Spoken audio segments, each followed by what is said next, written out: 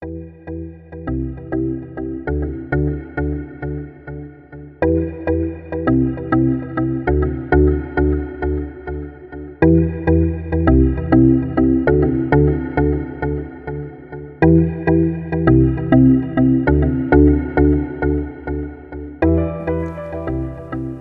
à tous et bienvenue sur le plateau de FDV TV en direct de l'Université Jean Moulin Lyon 3.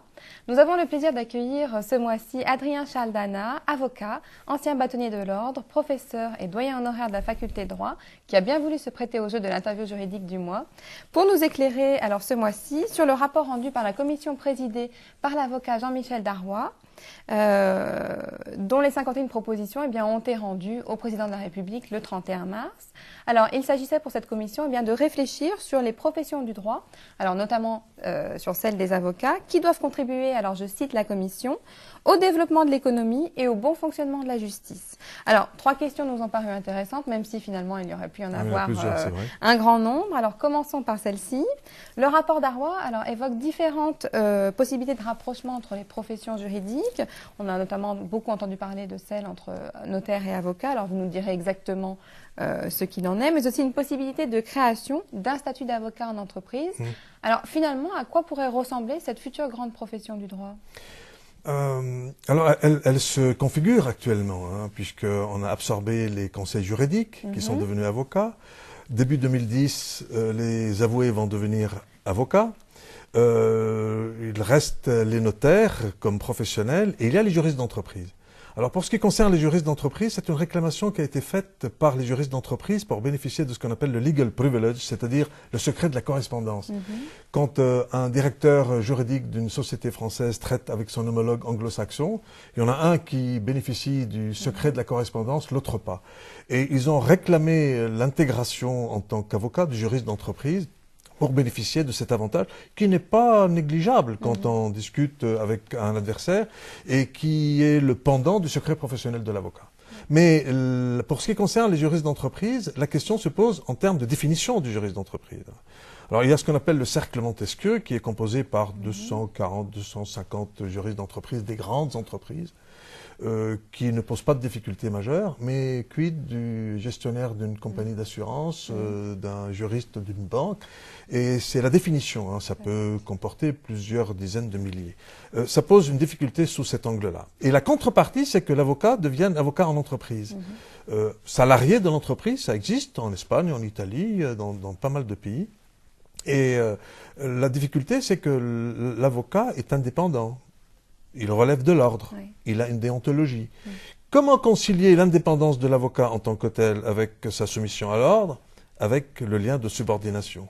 C'est sur cette question-là qu'il y a eu de la réflexion. Ce n'est pas insoluble. On peut envisager des solutions, notamment des restrictions que l'avocat en entreprise ne plaide pas par son employeur, parce qu'il y a un conflit d'intérêts. Et ça élargirait la notion d'avocat. Pour un petit chiffre, on est 45 000 avocats en France. Il y en aurait 200 000 en Espagne et près de 150 000 en Italie à cause de cette extension. Donc de ce côté-là, le juriste d'entreprise est envisageable avec quelques modifications, avec une répartition de compétences. Il y a le patron qui est patron de l'entreprise, qui est le patron au niveau du droit du travail avec compétences prud'homales, et il y a le bâtonnier de l'ordre auquel appartiendrait l'avocat, qui serait le responsable, en tout cas le garant de la déontologie. Tout ça, ce sont des ajustements. Pour ce qui est des notaires, c'est un autre débat. Parce que le notariat français est un peu spécifique, il est assermenté, il détient une parcelle, non pas du pouvoir, mais de l'autorité publique, il a ce fameux acte authentique, et c'est sur ce plan-là que ça bloque un peu. Ça bloque du côté des notaires, ça bloque un peu du côté des avocats. Alors il faut savoir que dans certains pays, on est avocat et notaire à la fois. Ce qui signifie que dans le cadre de l'Europe, un avocat étranger qui a la qualité de notaire dans son pays viendrait en France exercer l'activité de notaire, ce qu'un avocat français ne peut pas faire. Donc, on réfléchit un tout petit peu, il y a de la réticence, il y a même du lobbying, mais à plus ou moins longue échéance, lorsque le droit deviendra vraiment bien inséré dans la cité, on pourra envisager cette grande profession de droit avec une multiplicité d'actes. Et je pense, je suis Bodor, que vous allez me parler de l'acte sous signature juridique, puisque c'est une passerelle, justement, entre les deux professions. Exact, tout à fait. Bon, très bien. Merci beaucoup pour déjà cette première réponse riche. Alors, un deuxième volet du rapport nous intéresse également, c'est la formation de cette profession du droit, puisque finalement le rapport souhaite créer une formation commune permettant de rapprocher les professionnels dans leur pratique.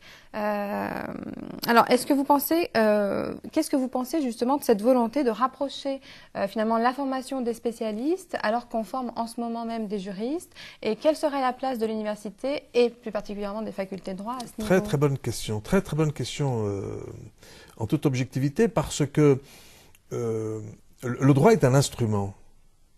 Et un instrument au service des citoyens, c'est-à-dire c'est un instrument social. Et nos professions sont des professions sociales. Donc si on veut manipuler le même instrument, il faut avoir pratiquement la même technique, le même mode d'emploi. Et quand on parle de grandes professions du droit, ben, il faut quand même harmoniser la formation. C'est l'idée, la formation globale, commune. Notamment pour les magistrats. Parce qu'après tout, le magistrat juge sur un acte notarié, apprécie un constat d'huissier, juge les plaidoiries de l'avocat. Et il serait bon que, notamment le magistrat, ait une formation qui le rapproche de ses professions, au contact desquelles il exerce sa profession au quotidien.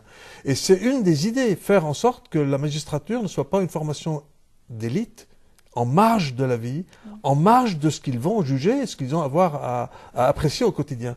Donc l'idée, elle est louable. Hein. Elle est louable.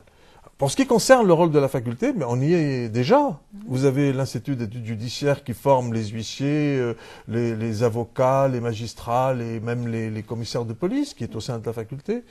On a l'Institut de formation notariale, hein, le centre de formation notariale qui est au sein de la faculté. Tout cela existe déjà, hein, on prépare au concours de la magistrature. Ce qui est important, c'est de faire en sorte qu'à la sortie de la faculté, puisque cette formation commune, elle est prévue pour plus tard, après les masters, hein, pour que l'on ait un langage commun, une formation commune. Par exemple, actuellement, et c'est nouveau, au sein de l'école de la magistrature, les magistrats stagiaires font 6 mois de stage dans un cabinet d'avocats. Bah, après tout, il faut bien savoir comment fonctionne un cabinet d'avocats, quel est son rythme, quelles sont ses exigences, comment les affaires viennent, les dates tombent, les impératifs, les clôtures, la gestion de... C'est important de connaître l'autre. Et ce serait pas mal non plus, à l'inverse, que les avocats fassent des stages. Moi, quand j'ai prêté serment en 83, j'étais pas très très jeune, mais j'étais jeune avocat, mais pas jeune. Je suis allé siéger dans des formations de jugement. J'ai assisté à des délibérés. Et c'est très intéressant de savoir comment on perçoit de l'autre côté du miroir un travail qui parfois s'échelonne sur plusieurs années. Voilà l'idée. Elle n'est que louable. Donc, il faut la défendre en tant que telle et espérer qu'on pourra effectivement mettre en place une formation commune qui permette à chacun de connaître l'autre tout en se diversifiant. Puis un autre avantage au niveau de la faculté.